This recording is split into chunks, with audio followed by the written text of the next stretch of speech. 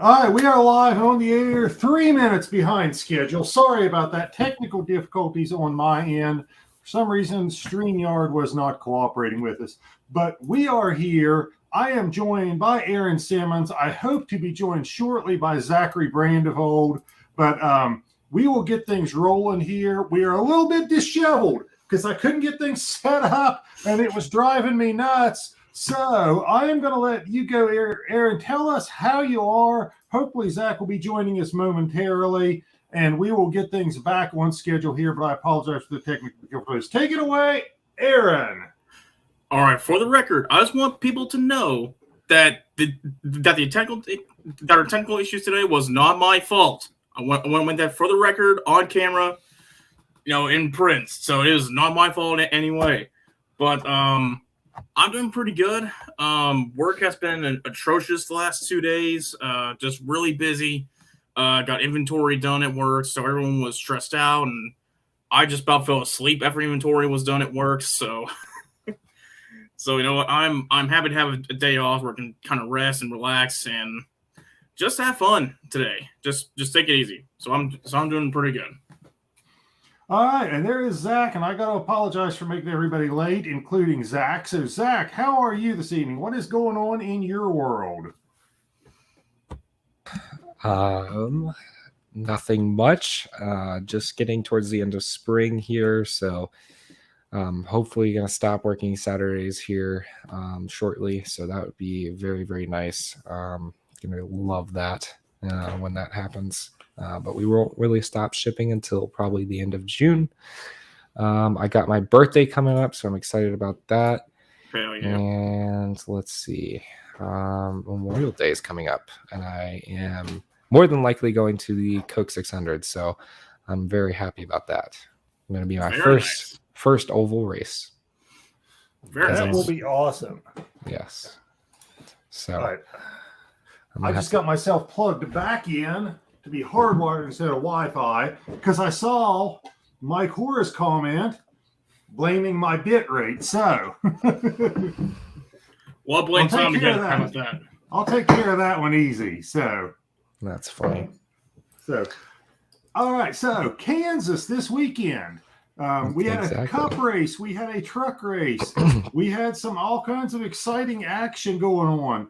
Let's jump right in. It is my turn to do the truck race. So I'm going to take you through the truck race, but don't get excited.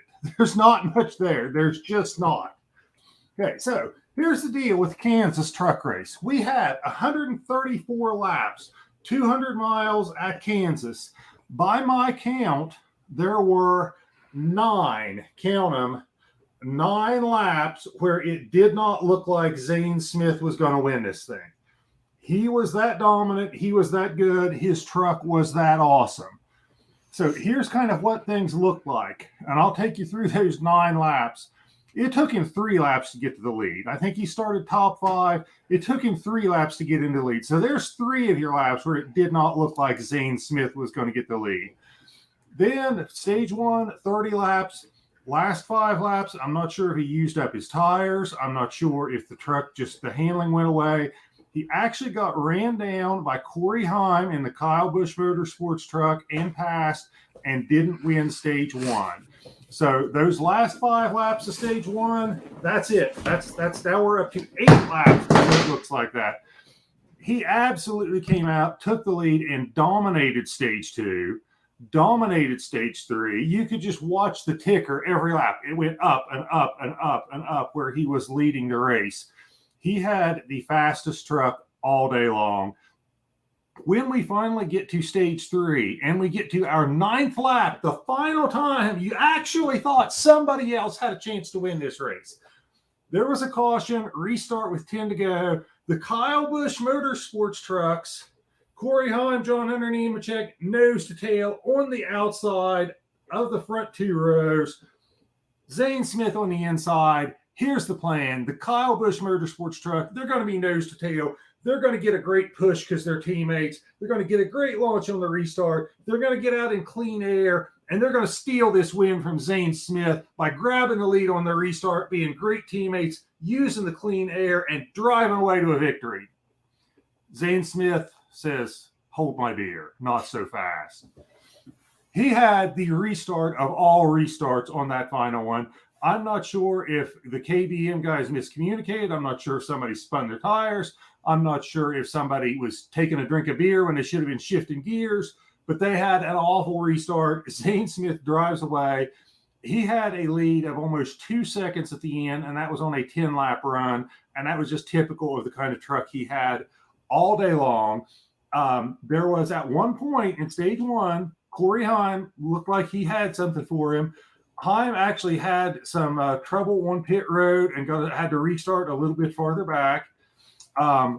Stuart Friesen had a good run, missed qualifying because he couldn't get a flight to Kansas, had to have Bubba Wallace qualify, and wound up starting at the back. But he ran that thing into the top 5. Just to wrap up with a couple of other people who had some good runs today. Other guys with good runs. Tyler Majeski finishes second, career best for him. Grant Enfinger third. Matt DiBenedetto, who I think started back in the mid-20s, drove that truck up to a 7th place finish. So some other guys had good days, and it seemed like it was him up there in the front row motorsports truck. You had a little bit of action with the Kyle Busch guys and the Thor Motorsports guys in the mix there for most of the race, but it was clear this was Zane Smith's race to lose, and short of something odd happening, he was not going to lose it. So congratulations to Zane Smith, multi-race winner this year. The right truck found its way to victory lane. Only problem is he really stunk up the show. I mean, he just absolutely dominated that field over the weekend at Kansas. So that is the truck race. It was Zane Smith at the start, Zane Smith at the middle, and Zane Smith at the end in victory lane.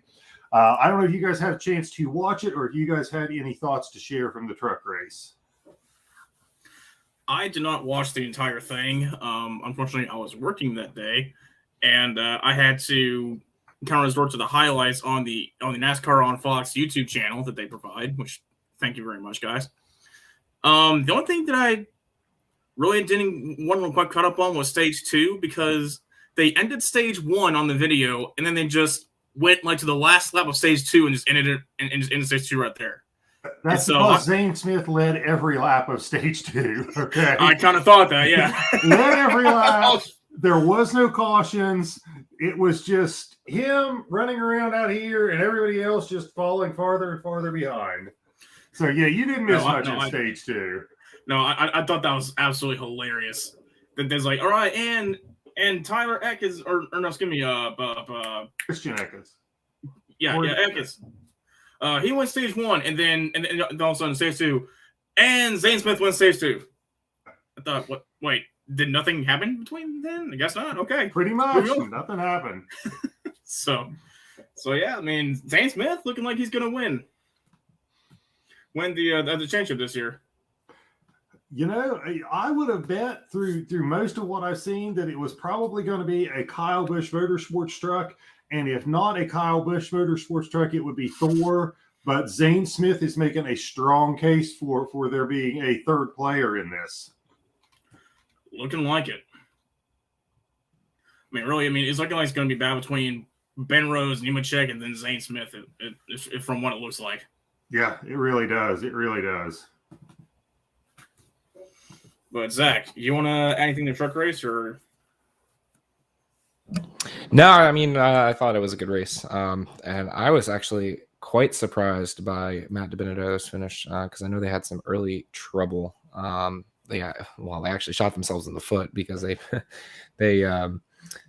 decided to not pit for the second for one of those stage breaks, and then they fell all the way back to a lap down and like 25th position, but they battled their way back up into the top 10.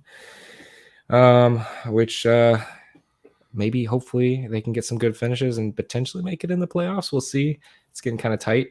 But good finish for him. Definitely.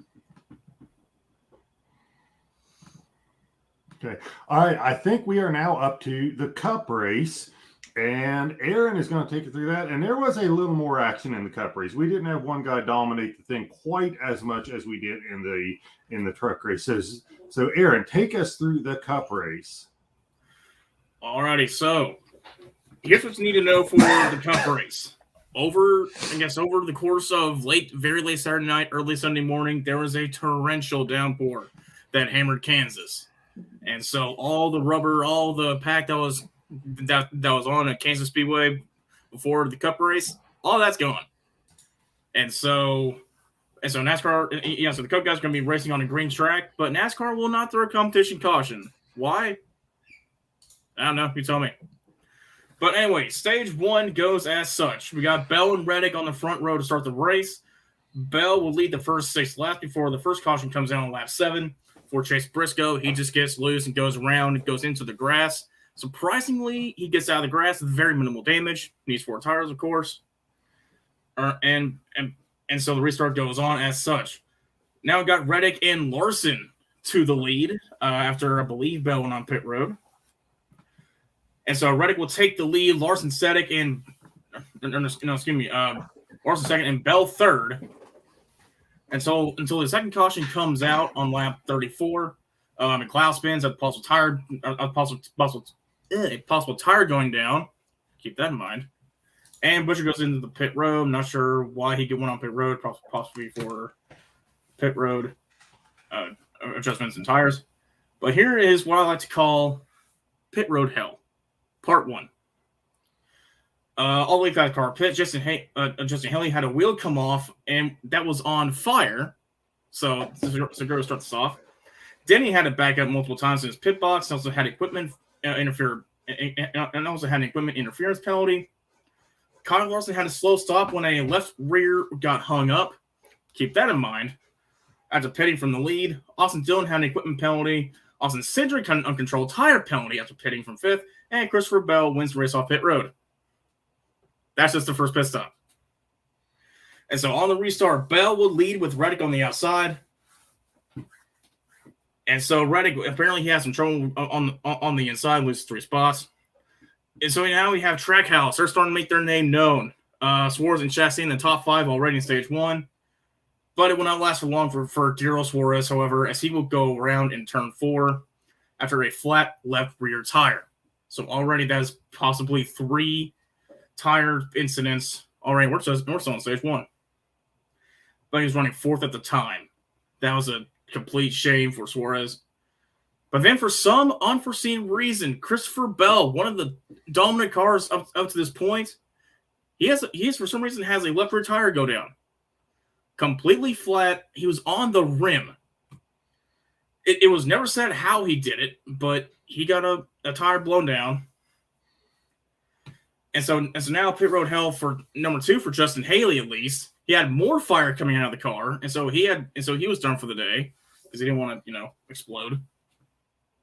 But on the restart at the end of stage 1, we had a couple guys stay out, like Ricky Stenhouse Jr., Corey LaJoie, and Austin Dillon stayed out. Dillon did not last long. LaJoie went from the front row to about 26th in about 5 laps. And Stenhouse did a little bit better. He was, I think, kind of towards back like the top 20 or so, in the back half of the top 20 for that time. And so Kyle Busch will lead with Chastain in tow, but Chastain could not catch him. So Kyle Busch will win stage 1 for his first stage win of the season. Now for stage 2, and here's where all hell goes. Now here's where all hell comes loose. All the lead lap cars will pit. Chase Elliott wins the race off pit road. Kyle Busch becomes the leader to 10th after he pit too close to the wall. Elliott and Hamlin had equipment. However, Chase Elliott and Denny Hamlin again had equipment interference penalties. Bubba Wallace was over the wall too soon, and Eric Jones pits again and cannot get the right rear tire off. Keep that in mind. Beginning of stage 2. And so on the restart, we got Truex and Chastain to the front row. Byron will lead from the apron. Byron will take the lead from both of them on the apron to the front stretch, and he will kind of lead for half of stage 2. We got Larson in the wall. We got Reddick in the wall with a ton of debris on the grill. Some guy must have had a ton of hot dogs and didn't really know where the trash can was, so we threw him on the track. But due to that, Byron goes on pit road, all because of a blown left rear tire, and then Reddick was in the wall due to a right rear tire down. So Goodyear is already looking very bad this race due to the amount of tires going down. So we got Harvick spinning, and then for some reason, and then somehow, some way, Kurt Busch will find his way back up to the top, and so he does, and he will win stage number 2, his first stage win of the year. And so I'm kind of going to speed through stage 3 here because I feel like I'm taking up way too much time. Got Blaney and Kurt Busch up front. First time Blaney has been up front all day. Cindric and Larson both hit the wall, both saved their car. But Larson with an incredible save. Chase Elliott with a flat tire from 6. He spins and ends up in the grass in turn 3. He finishes several laps down after that. But then it's basically just Kurt Busch and Kyle Larson going at it for the win. But dear old Kurt Busch will get his victory at Kansas and will essentially lock himself into the playoffs. So that was Kansas for the Cup Series at least, and what a shit show it was for Goodyear. I'm telling you what, though, parents don't know how to raise their tires anymore. These uncontrolled tires, I blame it on the parents. If the tires were raised better at home, they wouldn't be uncontrolled when they get out on pit road. Yeah. But that Eric Jones tire, man, it was on there from the beginning of stage 2 to at the very end of stage 2. I don't know how that tire managed to last, but Gurgen at least needs to take a look at that tire and just apply to every tire they ever make for the rest of the season. Okay, what I don't get is it's always the left rear tire, okay? The left rear tire has the easiest job in NASCAR. Yeah. Okay. There is less stress on that tire than any other tire on the vehicle, and that's the one we're blowing. It's like, really? You got the easiest job in NASCAR? I don't get it. And it wasn't just one team; it was multiple teams that are having the same issues. So, yeah, they're all not running the same setup. So it had to be something mechanical with the tire or the way the teams collectively base setup essentially, because that like you said, that's ridiculous. Yeah, I mean, it didn't matter if it was an old driver, new driver, Ford, Chevy, Toyota. It didn't matter. It was everybody.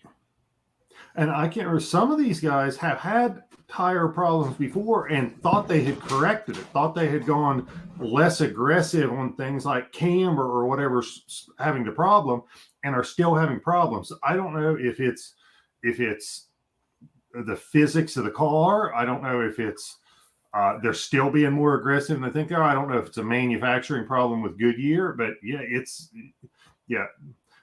One of the big stories for at least the first half of this year is the tire problems. I don't think that is something that NASCAR really anticipated, or anybody anticipated, that it was going to be this much of a problem with these low profile tires. Well, from what I've heard, NASCAR, because they want to go to 18-inch, the steel wheel itself couldn't support that wide of a gap, so they had to go to aluminum. And so I don't know if that has anything to do with it, or I don't know if it's just the much thinner tire. I don't know.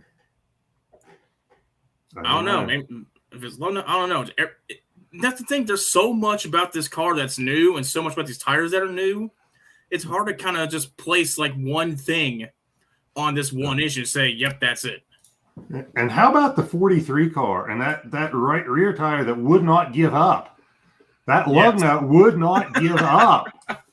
I mean, they had one of those great big, long, like 4 or 5 foot bars that they use on sprint cars to break those loose, and that lug nut was not going to give up. They went cutting everything around it. I guess that happened last year in a Formula One race, but oh my gosh. You talk about something that nobody could see coming, and a mechanical issue that you just couldn't fix. I mean, wow.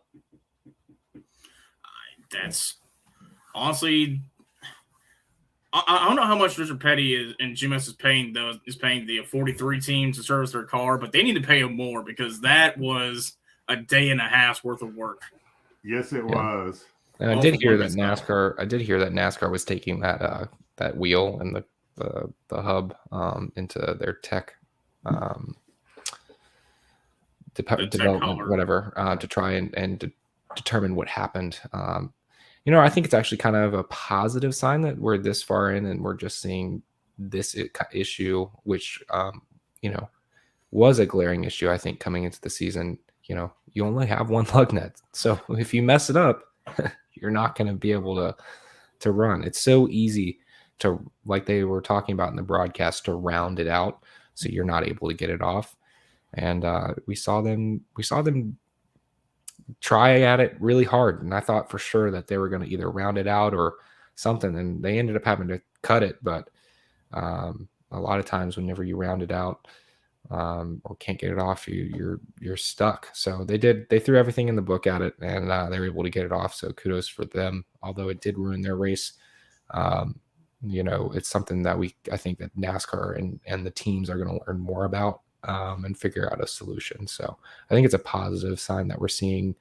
This is the first time we're seeing it, 13 races into the season. Well, we've been having tire problems of some type all season long. Well, I meant the lug nut specifically. I think that was a major concern coming in. But yeah, I agree. The tires have been been an issue this entire season, which is it is a new wheel, it is a new car, so maybe they get somewhat of a pass, but it's you had lots of testing opportunities to figure this stuff out, and I'm shocked that we're having this many issues, especially like you mentioned earlier. It's the wheel that has the less load in it out of all the other tires, and it's the one causing people problems. So now, and honestly, I would argue that it's one of the probably most dangerous, because if you blow a left rear, a lot of times you're backing into the wall, or like the broadcast said, we're lucky that a lot of these happened on the straights rather than in the middle of the corner, because if it happens in the middle of the corner, your back end's coming around and you're heading straight into the wall. So I didn't, and we'll probably talk a little bit. I know we have it in the news segment, but I thought there were a bunch of issues. Actually, our first news story up is the crew chiefs are puzzled about the flat left rear tire. Yeah. But jump into the news here, Zach. Sure. Yes. So the crew chiefs are very, very puzzled by this. Crew chief Alan Gustafson said that it's something that it's been certainly at the forefront of their minds, because they have not been able to understand it very well. So what are you guys' thoughts on these tire concerns and the crew chief and Goodyear really just not being able to figure out why these tire issues keep happening? Aaron? To be honest, I think Goodyear just used the wrong compound for Kansas. I mean, like Tom said, and like any racer would know, the left rear tire, when you're going around in a left-hand circuit, has the lesser load out of everything. And so if they're the ones having this issue, then it has to be a tire issue. It cannot be a suspension issue. It cannot be a mechanical issue. It has to be a tire issue. Now, they did say during the race that some of these teams were going somewhat below the recommended PSI for some of these tires to try and get more compound and get more grip during the restarts, and want the tire to kind of build up naturally. And that sometimes that does backfire on you. And we've seen that numerous times throughout the year. Teams go a little bit too aggressively with those setups, and then tires going to blow. We've seen that, but it seems like every single team had this issue. And teams are very well aware that these tires are not what they used to be. And so if I'm crew chief, I'm saying, you know what, we're not going aggressive on those tire steps anymore, because we cannot afford to blow a tire and wreck ourselves. And Goodyear, I think in the statement, I think they're just trying to cover their butts up, because they said, we go back to what is the application is, make sure it's used correctly, and we think it's the right tire for the application. Well, apparently it's not. I can tell you, somebody like DW would tell you, we don't have science, we have experience. And he would tell you that the indications are you did not have the right tire, or we wouldn't be talking about this. No. And I don't think it was an underinflated issue because it wasn't on restarts. It didn't take the announcers very long to pick up on the fact that it's 20 or 25 laps after a pit stop is when somebody's going to have a tire issue. So I don't think it's underinflated. And I got to believe that with the number of engineers and the amount of modeling they can do and the amount of that they can see things corrected, that if it was a mechanical issue, if it was, the spring they're running or the camber they're running or something like that, they would figure it out and fix it. So I keep coming back to you. I think it's something with the tire itself because, because it's happening to everybody. If it's not just teams that are running an aggressive camber or teams that are running a specific shock package or teams that are trying to run high air pressure or low pressure, it seems across the board, which tells me I think it's the tire. And, oh, by the way, the article says they're bringing the same tire to Texas, so look out. Yikes. Yeah, I think that's going to definitely be a problem when we come to Texas. It's even probably going to end up being worse, in my opinion, just because the banking is significantly increased. Granted, you're not really running the high side as much, so maybe those it's not going to be as pronounced, but man, if we have the same issues as we did at Kansas with this same tire, I think it's going to arguably be more dangerous because we're at a higher speed and more banking. It's a recipe for disaster. So I really hope that Goodyear really thinks about this and is able to determine what is going on. And like I said earlier, this is not a team issue, like a team setup issue. We had several teams have issues with tires. Top teams have issues with tires. Different manufacturers as well. So it's very concerning. And I really don't know how they're going to fix this. And one thing I will note is a little bit of tidbit information. Goodyear's contract runs up at the end of this season, and nothing, maybe they have been in talks right now, but nothing has been confirmed so far. So if this keeps up and we're continually having these issues, NASCAR might say we're done and we're going to find a better option. So I think it's very possible. But we're going to have to, Goodyear needs to get it together for sure. Yeah. Because I'm going to say it's one thing. If NASCAR needs to solidify a tire manufacturer for next year, whether it be for Goodyear or with Bridgestone or Firestone or the same company, just different countries. Anyway, the last NASCAR needs is in the tire war. That's the last thing they need right now. So, okay. All right, let's move on. We've been talking about tires a lot. Let's get moving and get on to the next story that we've got here. Yeah, that's a fun story. Busch and Smithfield are doing a paint scheme collaboration for Eric Almirola this weekend. They have partnered for Beer and Bacon for Life in the NASCAR All-Star Race Contest. The winner will get $10,800 to buy 2 Busch Light 24 packs per month for 30 years and 260 coupons and $11,687 to buy Smithfield Bacon package per week. One Smithfield Bacon package per week for 30 years. So you get bacon and beer. Actually, that's a lot of beer. Two 24 packs per month for 30 years. That seems like quite a lot. What are your thoughts on this, Don? Well, a bacon and beer collaboration. I somehow feel like I've heard some talk of this before. Actually, you know what? I have a video here. Can I share this video real quick? Yeah, sure. I'm curious to see where you got this.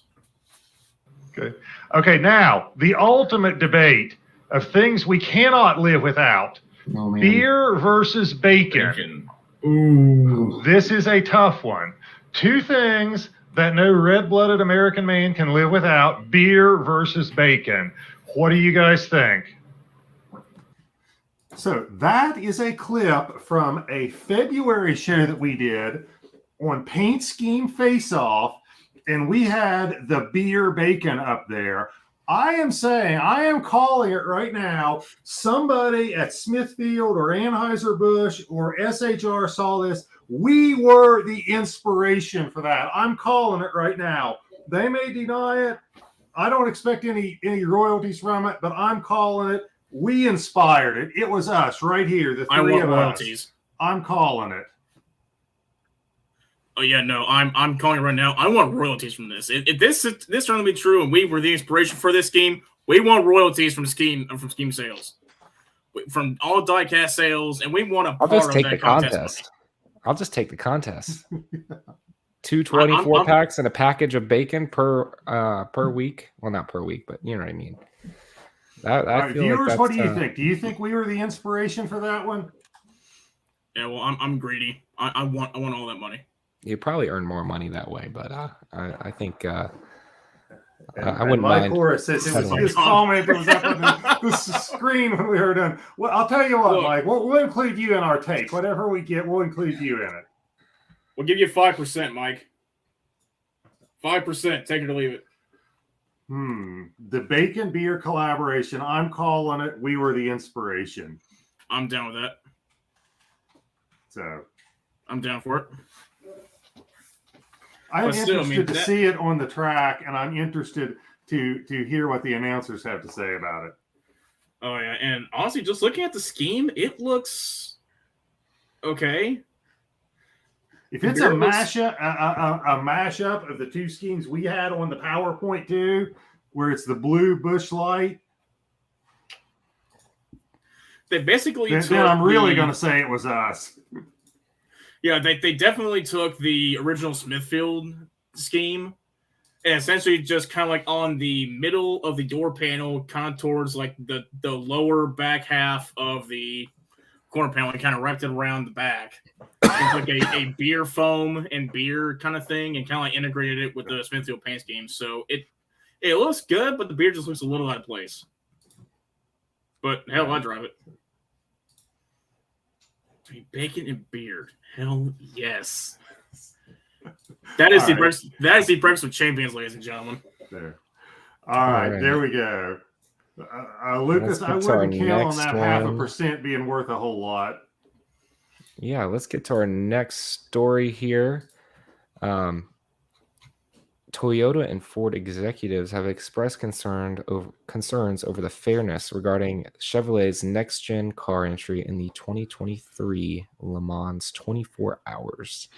As everyone knows, back in March, NASCAR announced its plan to take the next-gen stock car, which debuted in the Cup Series this season, to the 24 Hours of Le Mans as a Garage 56 entry, so non-points paying, for 2023.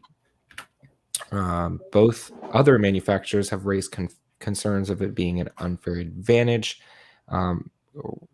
It's going to require arguably hundreds, if not thousands, of hours of testing, and frankly, a brand new car. What are you guys' thoughts on this, Aaron?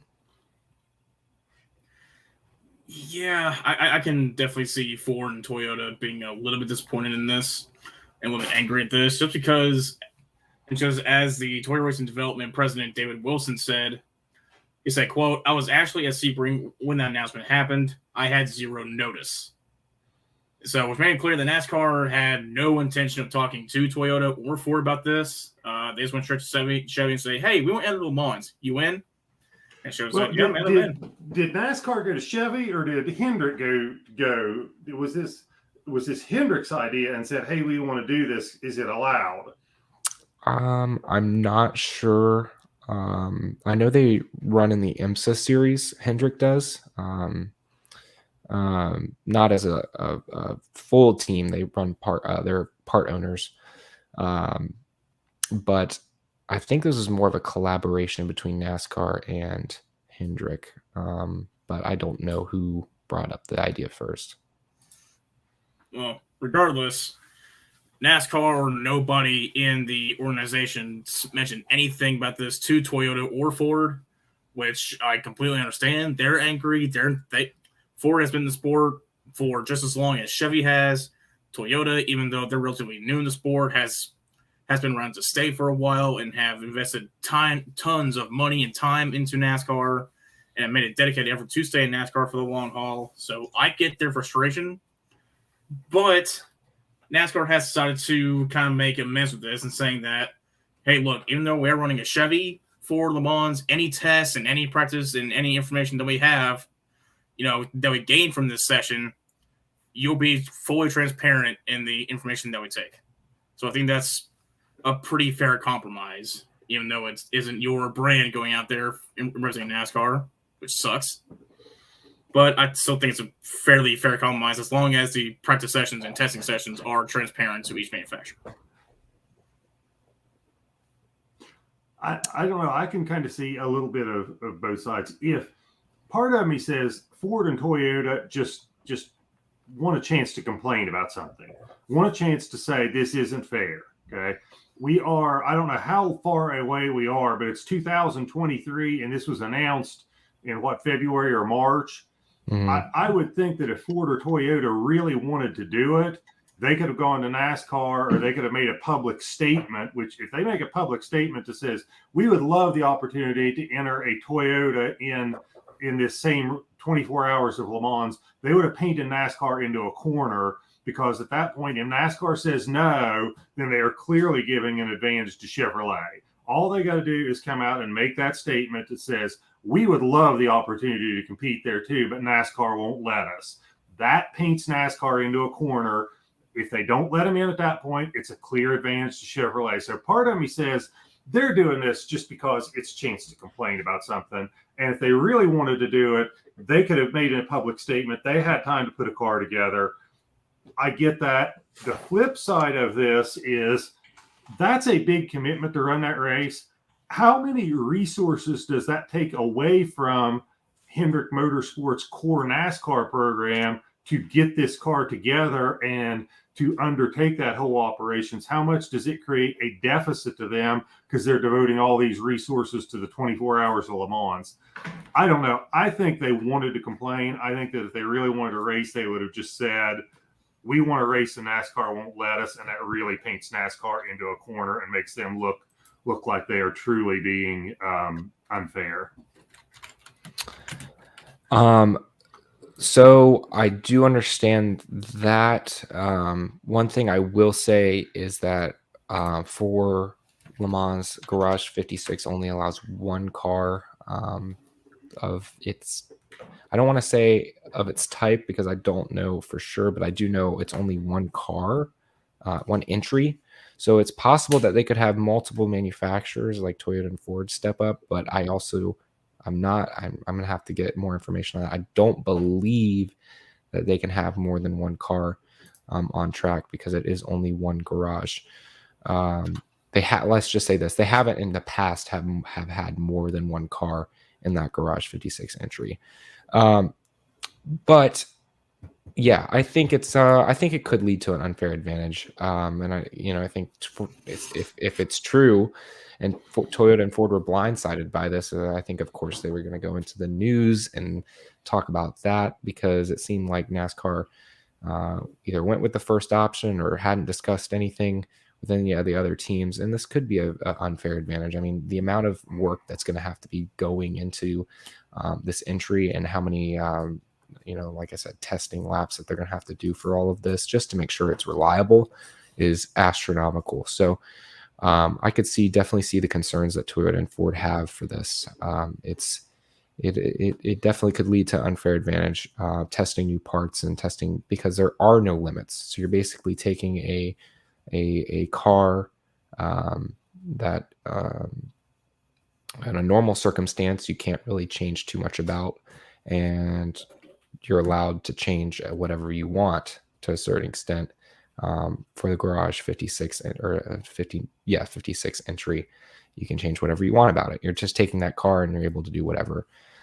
So they could test whatever they want because there are no rules other than some certain FIA rules that you have to, safety rules that you have to abide by. So I definitely think that this could be a problem, but we'll see how NASCAR handles it, and if they can actually include Toyota and Ford into their plans, it would be nice. But we shall see.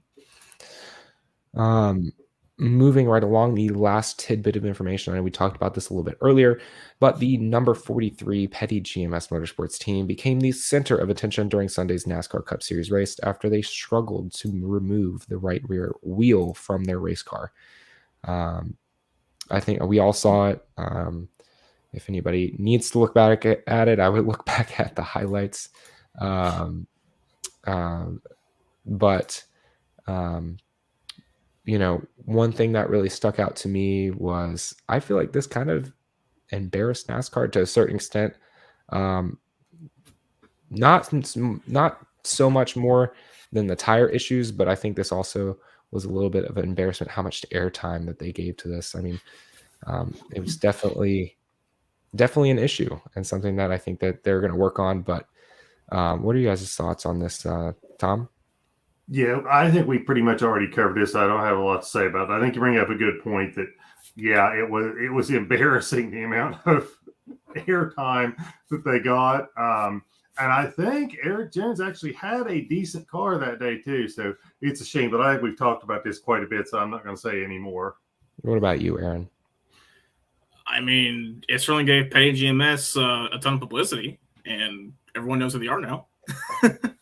Everyone knows that the 43 car exists and is sponsored by, well, actually, I'm not really proving my point well here. But the point is, I think that, yeah, this is a true embarrassment for NASCAR. It means that the wheels, something, of course, went wrong with the tire, as always.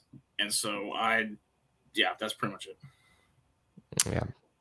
And I think I remember that pit lane was actually closed for all that time that they were trying to get that tire off. Yep. Which even further compounded issues. So not a good look, but hopefully they get it fixed. But that is your news for this week. All right, that brings us up to who's hot and who is not for this week. And I am going to let Aaron go first. And after all that talk of beer and bacon, I need a beer and I am out. So I'm going to step away. But Aaron, take us through your version of who's hot and who's not this week. All right, so for my who's hot, usually we go with the driver, but I guess in this case, I've got to go with the 43 team. Just because, they had all eyes on that team. They were able to concentrate, and they were able to try and get rid of, that lug nut to try and get some on. And they used about every tool in the book. I'm pretty sure they even used the book itself to try and get the lug nut off.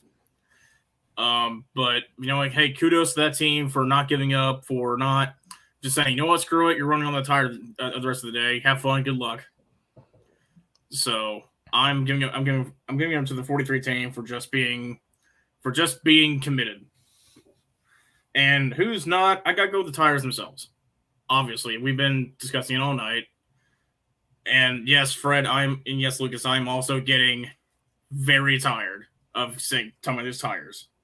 It seems like every single week there's a new tire problem going on. And I think NASCAR just needs, at this point, to just either just scrap the single lug nut tire right now and go back to the tried and true 5 lug nut deal, and just assess the penalties of not getting 5 tight lug nuts on there as they may, or just I don't know. I don't know how to handle these tires anymore. So that's my who's hot. So that's my who's hot and who's not this week.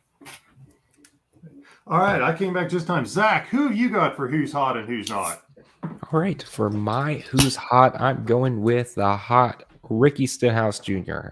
3 top 10s in the past 3 races. Although he has not been super strong all season, with only one other top 20, which is a 10th place at Auto Club. Is this the best run of his JT Daugherty career? I would say so. Yes. Over 100 points in the past 3 races alone, while he sits at 137 over his first 10 races. So pretty awesome stretch that Ricky Stenhouse is going through. He seems to be not only being able to find his way into the top 10, but he actually seems to be able to stay there early and on in the races. He doesn't seem to qualify as well as other people, but his race pace is absolutely phenomenal. So he is my who's hot this week. Plus, he's getting married soon, I heard on the grapevine. So congratulations to him. As far as who's not, I'm going with Tyler Reddick. 3 sub 30 place finishes in the past 4 races. He has had less top 10s than, who would you guess? Ricky Stenhouse. I actually, oh, sorry. No, I meant top, or I think I meant top 20s. Hold on one second. Let me make sure. Sorry, top 20s, excuse me. Then who? Who would you guess, Tom? Now, start it over, okay? I said he has Tyler less. Reddick He has has had fewer top 20s than Michael Who? McDowell. not who I was going for. What about you, Aaron? Going with Chastain. I mean, yes, but not who I was going for. I'm going to go for the man who's sitting in 26th in points, Ty Dillon. And then he has the same amount of DNFs as, who would you guess, Tom?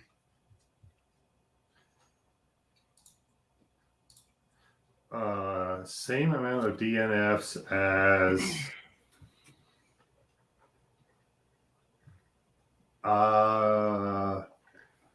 Cody Ware. I don't know. No, he doesn't. Cody Ware actually has one more. What would you say, Aaron? Not a high bar there, Zach. What'd you say? Not a high bar there, Zach. I know. Actually, Cody Ware has one more DNF than this guy. Yeah, that's not a good bar to set. No, it's not. I don't know. Tell us. He has the same amount of DNFs as Greg Biffle, who has yet to complete has struggles to complete races. So not a very good season for Tyler Reddick right now, especially past couple races. He's qualified inside the top 10 than more than half the races this season, but he has a 18th average place finish for the season. So definitely on my who's not and downtrending for sure.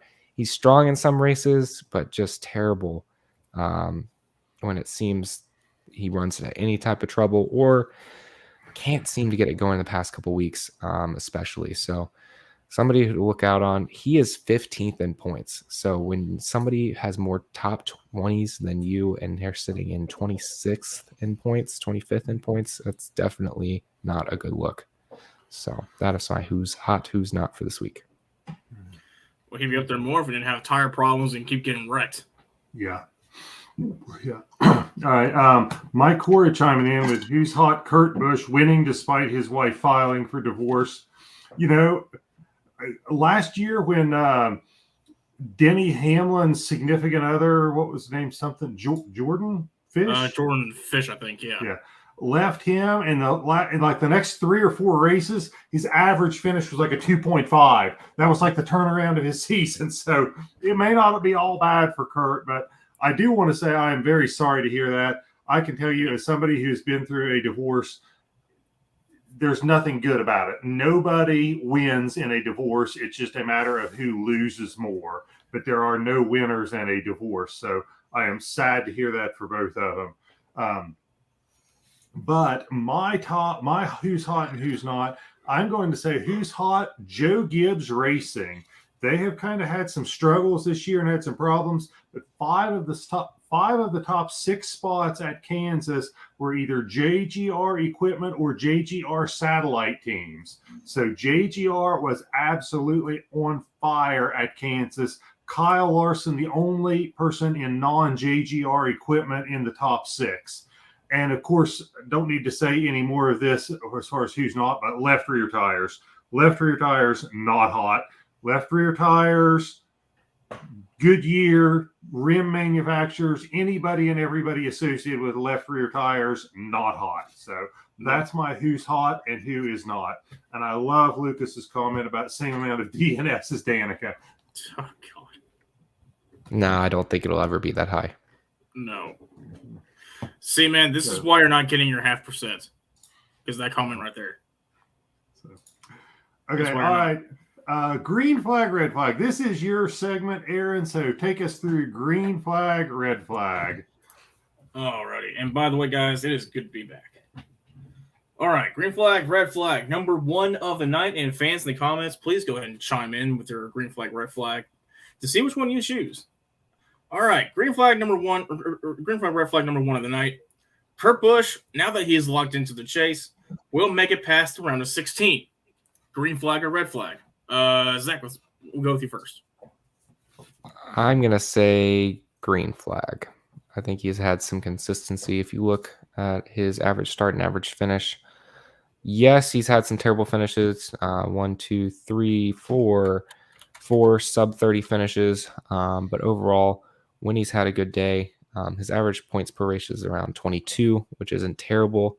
And if you look at his stage points, he gets on average more stage 2 points than stage 1. So he has a good long run car and quite a few top 5 finishes this season. So I think he makes it past the round of 16. All right, Tom, what say you? Yeah, I'm going to say green flag too. This is essentially a new team because they just expanded from 1 team to 2 at the beginning of the year. And I really think if they're doing this well this early in the season, the second half of the season, they'll do even better. I really think that if you're a satellite team of Joe Gibbs, you do get really good equipment. We've seen Joe Gibbs satellite teams win the championship with Martin Truex Jr. So I think that they will get good equipment good enough to win. I think Kurt's an experienced driver that's going to get the most out of the car. And I think that he has gotten a lot smarter as he's got older. He knows when to be aggressive, when to be patient, when to just limp the car home with whatever it's capable of finishing and not wreck it to make a bad day worse. I think he advances past the round of 16. Probably, I'm agreeing with probably into the round of 8. Yeah, I'll also say green flag here. Just looking at the schedule for the round of 16, I mean, we've got Darlington Raceway, who he was fairly good at. Kansas, of course, he just won. And then Bristol, he's had a lot of success at Bristol Motor Speedway. So, yeah, I think he's definitely going to make it past round of 16. Round 12, possibly round of 12. I don't know. But round 16, I think he definitely will make it past her. Okay, we all agree on that one. Wow. And even the fans say green flag. So heck yeah. All right, green flag, red flag, number 2 of the night. Kevin Harvick will retire before Kurt Busch. Green flag or red flag? Tom, we'll start with you first. I'm going to say green flag. I think Harvick retires for Busch. He is 45 right now. Kurt Busch is 43. I think right now Kurt Busch seems to be doing a little better. I think also Kurt Busch just seems to me that he has the mentality of he is a race car driver. He loves it. He lives for it. And it doesn't matter what it is, 4 tires and a steering wheel, and he'll go run it. I think he's more likely to say, you know what, if his time at Trackhouse is up, he might drive for a lower tier team for a while to help build them up because he's shown that he's not afraid to jump teams and he's not afraid to go to a lower tier team to help them get started or build it up. So I think he could drive well past his prime.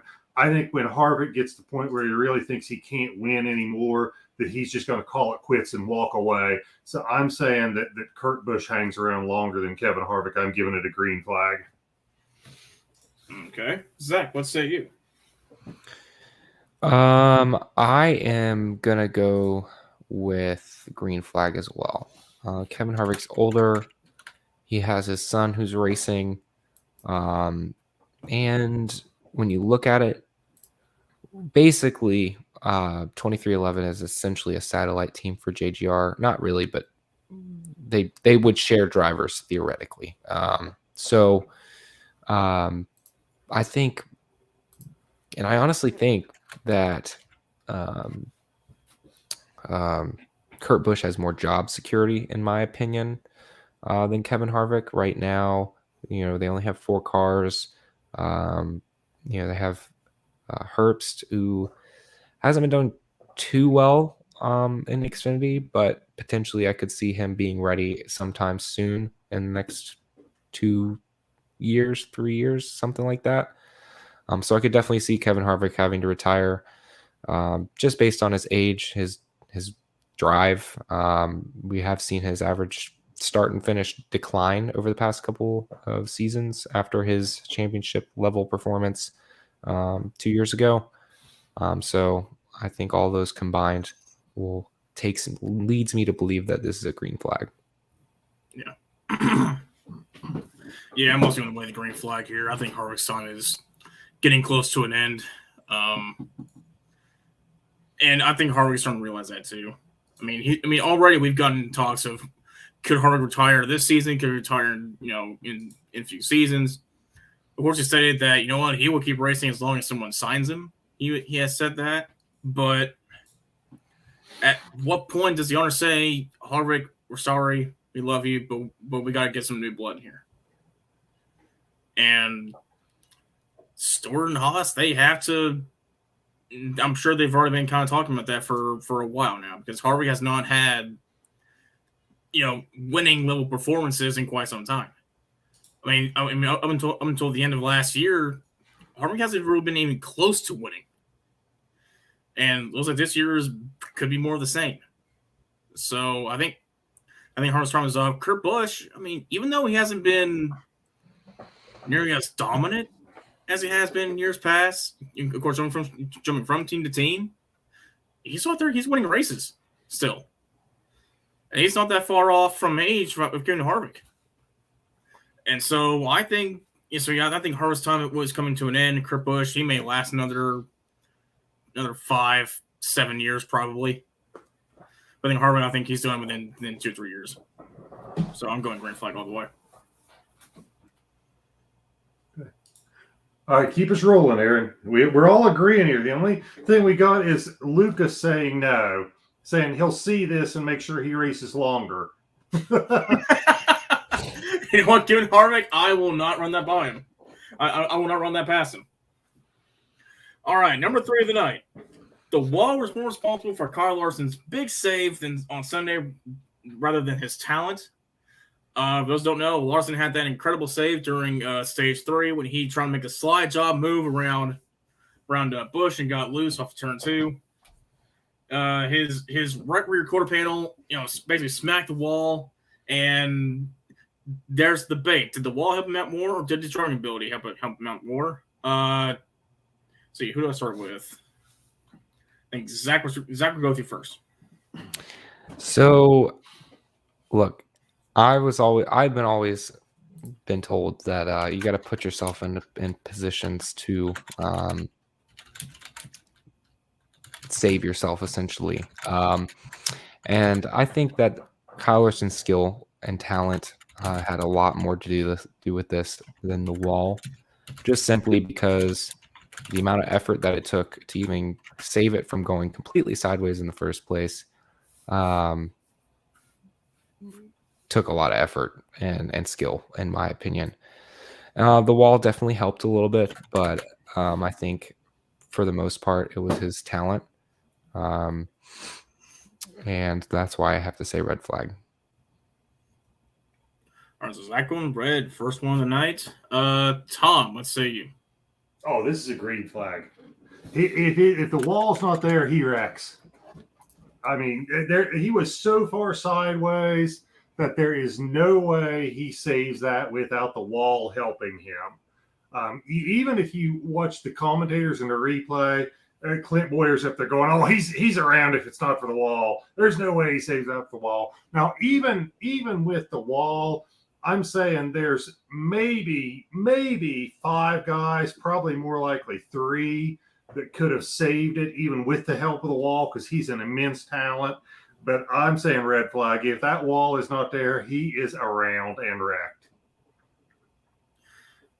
Yeah, I gotta go green flag for this. We've seen all year where cars get that sideways and end up just losing it. Because the cars are not designed to be saved that way. They're meant to like be balanced as they go straight and not get loose just going straight. But once they get turned around, there's nothing to save them from really saving all that much, as opposed to the older cars back then. And so I really think the wall is not there to kind of help him straighten that car out. I think he's going around. But I will say this, even with that wall being there, that was still a hell of a save. So I will give him that. That was a hell of a save. He got a lot of help from that wall. Did I state that wrong? Did I mean to say red flag? That it was the wall more than him? I'm giving the wall more credit than him. No, green flag. Yeah, green. I may have said it the wrong way. I think I meant green flag. Okay. It's green. It's green for you guys. It's green.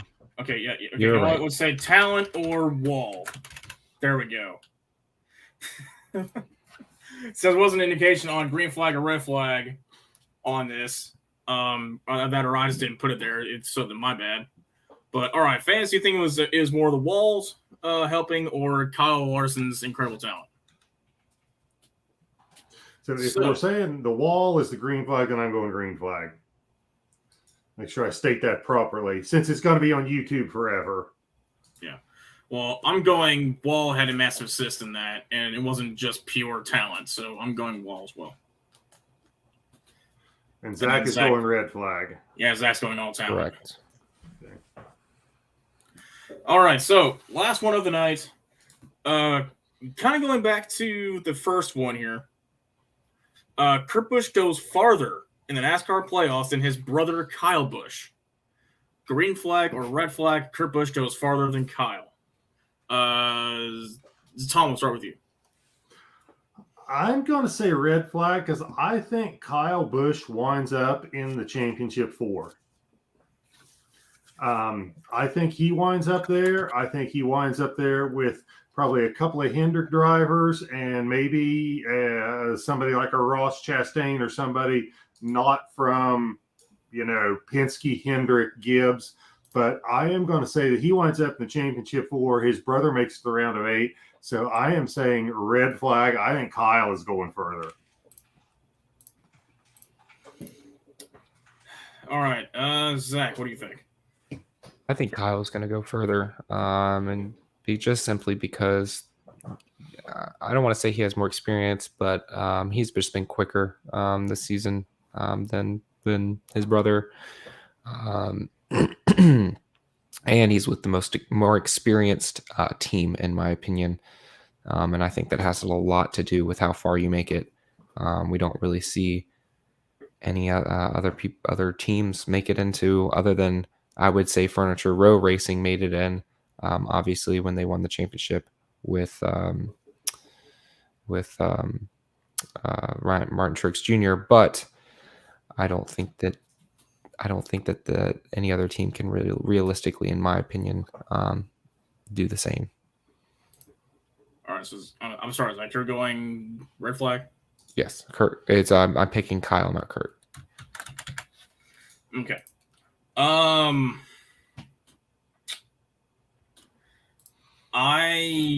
This is the one I'm gonna have to agree with. I'm going red flag.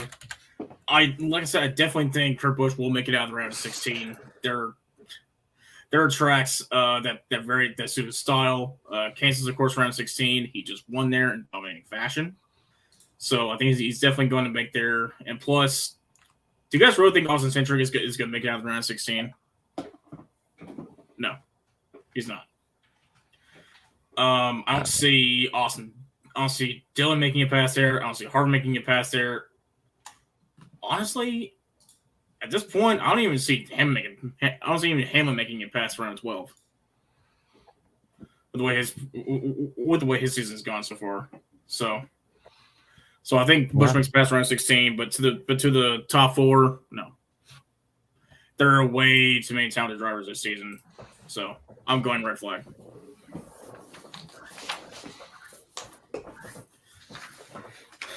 And Lucas, I think when people are starting to like Kyle, it's not feeding out much hatred for him. Got a point.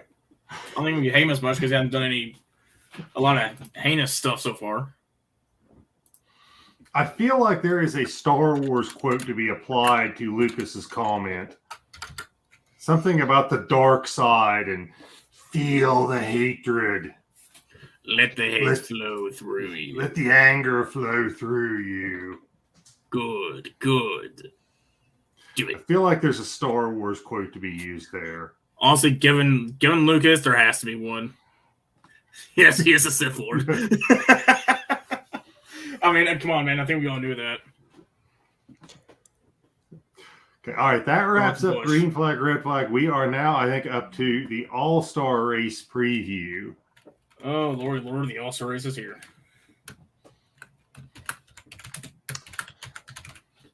Okay, yes, so it is. All right. what do you guys think? All right, let's go with Zach first. Mm. Tell us what you think is going to happen at the All-Star Race. I think we're going to see more tire issues that coming into play, and I think an unexpected winner. I'm gonna my guess would probably be. Well, as far as my pick, I'm going to go with Christopher Bell, simply because he has a really good average finish at Texas, and I think that he can get it done. However, as far as my dark pick, I will have to go. I want to say I'm going on a limb here, and I'm going to say Austin Dillon. I think he can get it done. Remember, he has the win here. He has an average finish of 10th place and has led a bunch of laps here. I think he can get it done. And Puggy, if you're watching, this is for you. But all right, Tom, you want to go next, or you want me to? Sure, I'll jump in here. The All-Star Race is usually rewards somebody who is aggressive. A lot of times it's a place where people can make a name for themselves. It's also sometimes a place where a young up-and-comer driver gets their first win, sometimes, a la Michael Waltrip. I am saying that I think this all fits well with Ross Chastain. I think that Ross Chastain has got a good chance of winning it. Not that it's a dark horse, but my second pick would be a William Byron, simply because he's been probably, in my opinion, the best performing Hendrick car this year. And he had a fast car at Texas until a tire issue bit him. And we're taking the same tire, he had a fast car at Kansas. We're taking the same tire that we had at Texas to Kansas. So I think William Byron is my second pick. And as far as a dark horse, if I was going to pick a dark horse, I am going to have to go with Daniel Suarez. Again, in good equipment, has probably had, next to Tyler Reddick, the worst luck of anybody this year. He actually was showing some speed. I think he was up as high as fourth at one point at Kansas. So if I'm going with a dark horse, I'm going to have to go at this point with Daniel Suarez. Not bad picks. Actually, guys, they're incredible picks. But I think for my pick, I got to go with the man, the myth, the legend that is Young Money himself, Kyle Larson. Because last year, he pretty much flat owned Texas in the All-Star race, won it in dominating fashion. So I got to go with the man, the myth, legend, Kyle Larson again at Texas. But if I had to have a second pick, just looking at driver averages here and all the stats at Texas, I see the Candyman himself, Kyle Busch, up there in 5 races, a 6th average finish, a win, 2 top 5s, and 5 top 10s, 5 top 20s, of course, with 205 laps led. I can't deny those stats. I got to go with the Candyman, Kyle Busch. And for my dark horse, I kind of want to go Eric Jones. He's been incredibly fast all year. He's got a 10.6 average finish with a top 5, 3 top 5s, and 4 top 20s. Only led 48 laps, but he's in petty equipment. I mean, come on. Cut them in some slack. And so I got to go with Eric Jones as my dark horse for Texas. All right. Well, since you guys picked 2, I'm going to add another one, and I'm going to say Ryan No, you Blaney. can't. No, you can't. Sorry. I'm going to say Ryan Blaney. He has he's finished inside the top 10 since 2019 in every single race at Texas. He's also had stage points in all but one of his races there. Actually, sorry, no. He's had stage points in every single race dating back to November 4th, 2018. And he's led laps in all but 2 races since November 4th, 2018. So I'm going to say he can get it done.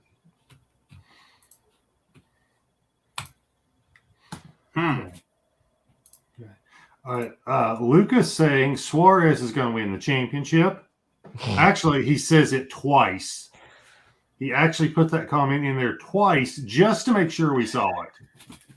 Well, he said championship and then championship. So what is he going to? That's how we know it was twice. I don't know. Is he going to go boat racing? Yeah, maybe he's going boat racing. I don't know. Fred. Lucas also saying that Darth Busch is more powerful than any Jedi. Lucas, dude, don't do this to yourself, man. He's in the 99. Don't do that to yourself. Don't pump yourself full of false hope. Okay. Well, I'm confident since each one of us picked 3 drivers, a total of 9 drivers. Surely we got to get this right. I think one of us is going to get it correct. But if not, then we should not play the lottery because we suck at odds. You know what? Watch Cody Ware win the All-Star race just to spite us. He has to get in first. I just might add that. He has to get in first. You know what, fans? Vote Cody Ware into the All-Star race so he can just shut us up right here now. I want a no risk race for him. I mean, I feel like that would be very dangerous for all the other drivers on track. Reward. He could just send it into turn 1. Like They're running restrictor plate, right? May as well be. Yeah. Well, that takes the fun out of it. Yeah. But at least they're not doing the stupid 550 package again this year.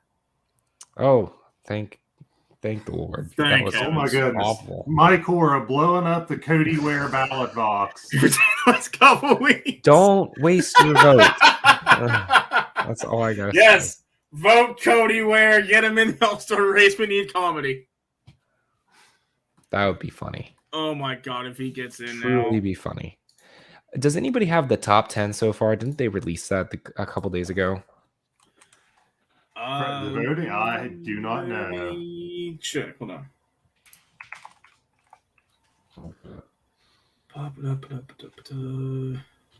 Okay, so while we were looking at this, as a parting comment, and speaking of making predictions, one of the things that I have found this year in making my fantasy picks is that you can't go off of history very much. This new car has just changed things so much that it's really hard to pick a driver based on their history at a track because their history at a track was not in this car, and this car is so different.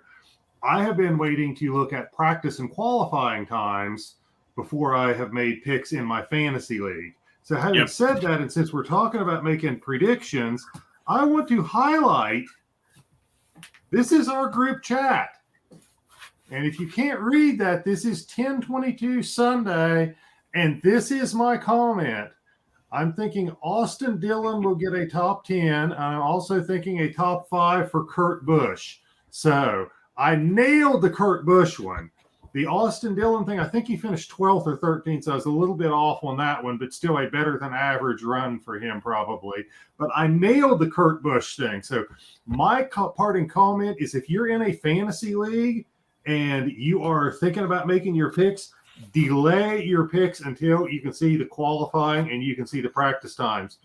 Kurt Busch, 5th starting spot there, okay? 5th starting spot, qualified well. Guess who had the fastest average lap time in practice? Kurt Busch.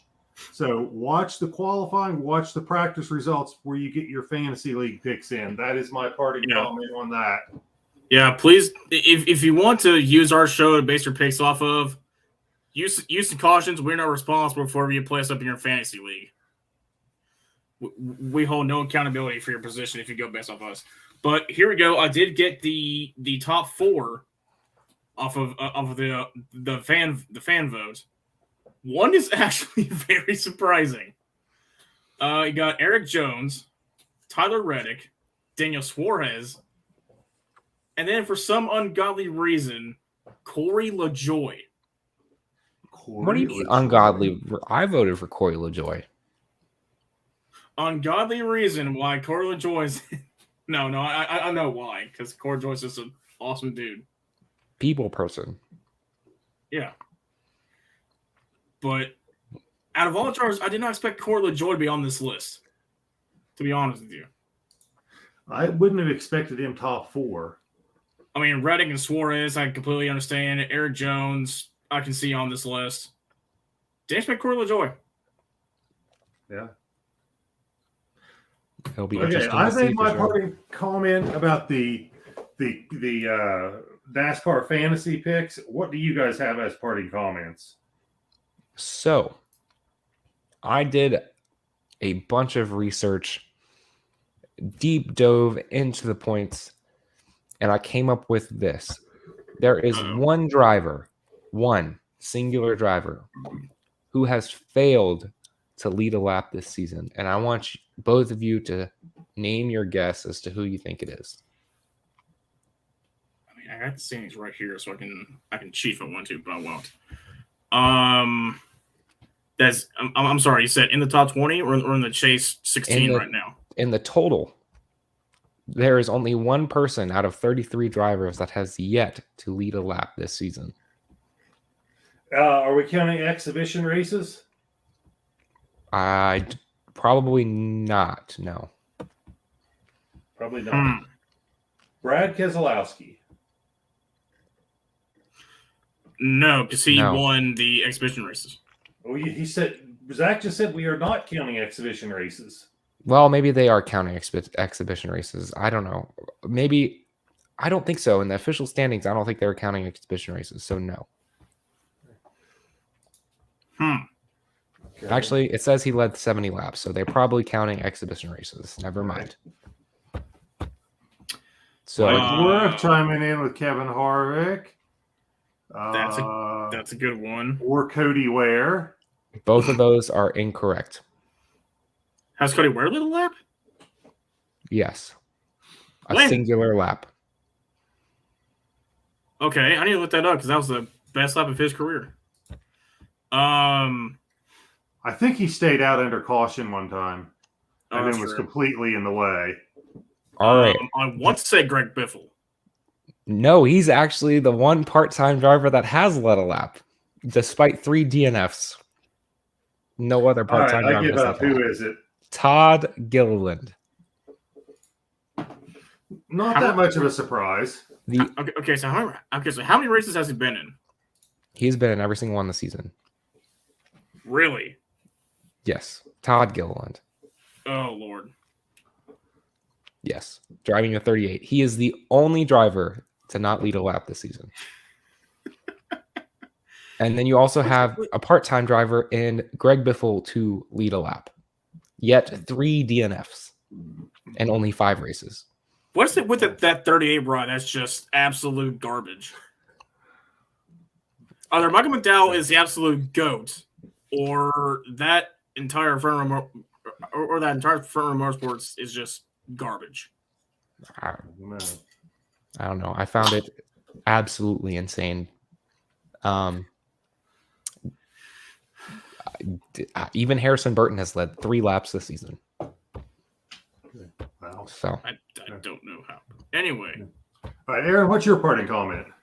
My parting comment is, while I was browsing through Twitter one day, I have found a truck, and Tom, I don't know if you can show this or not. There we go. That is very unique. Now, you think the entire truck is painted in Dale Earnhardt Jr.'s paint scheme, which actually looks very realistic and very well done. But, surprise. That's the same truck.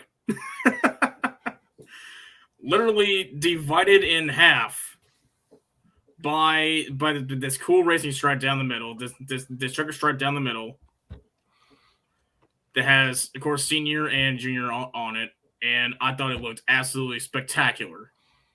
And so I had to show it off. That is a cool looking truck. And I believe it's even got Goodyear Eagles on it, I think, or it's got some sort of like actual racing tire on it. Wow. So that's my parting comment. I thought that was a very cool looking truck, even though I'm not a senior and junior diehard fan that much. That was a cool truck. What is Mike Cora saying? He said this earlier.